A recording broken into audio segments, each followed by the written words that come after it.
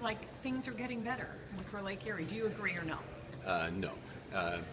I think we're getting better information. We have, I'm the U.S. chair of the Objectives and Targets Task Team for Annex 4. So we're the group of scientists, binational group, U.S. and Canada, that were charged with coming up with our targets. How much do we need to reduce phosphorus?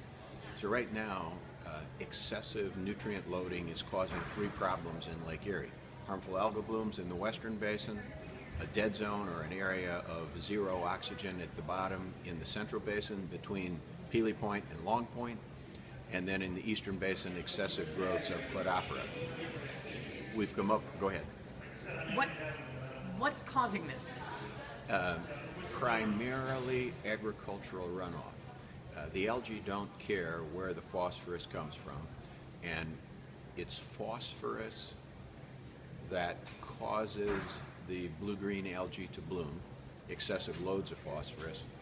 The Lake Erie watershed has the most agriculture in of the five Great Lakes, has the most urban area of the five Great Lakes, and it has the least forest.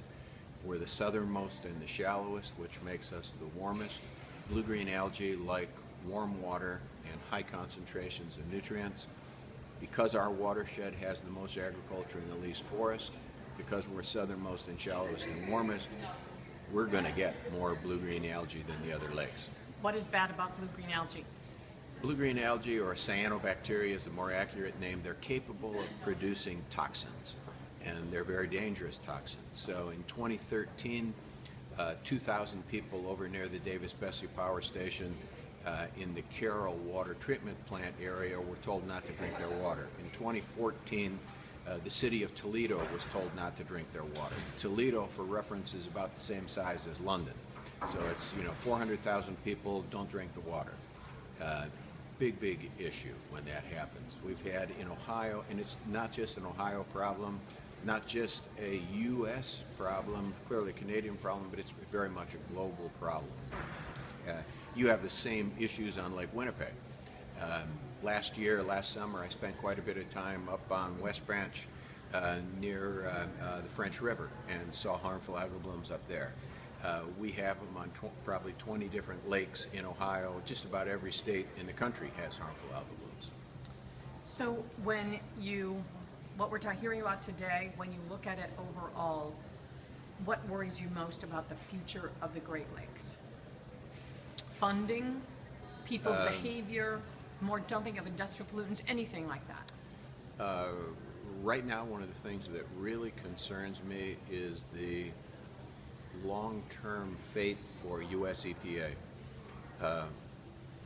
When we think of the things that we did, Cuyahoga River burned in 1969. Lake Erie becomes the poster child for pollution problems in the country. The very next year, 1970, U.S. EPA is formed, NOAA is formed, and we have the first Earth Day. 2 years later, 1972, U.S. and Canada come together in April. Trudeau and Nixon, they signed the Great Lakes Water Quality Agreement. Great Lakes Water Quality Agreement allows us to come up with targets to solve the problem, to make Lake Erie no longer the dead lake, no longer the poster child for pollution problems in the country. We greatly improved sewage treatment. That's where most of the phosphorus was coming from in those days. The lake responds by becoming the walleye capital of the world. Starting in 1995, the lake starts heading back in the wrong direction. Too much phosphorus coming in. That has continued. Big difference now. In the 70s, the phosphorus was coming from poor sewage treatment, quite frankly, incredibly poor sewage treatment.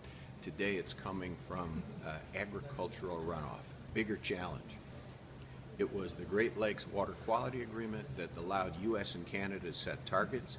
It was the Clean Water Act on the U.S. side that gave us the tools to regulate the sewage treatment plants and improve the situation.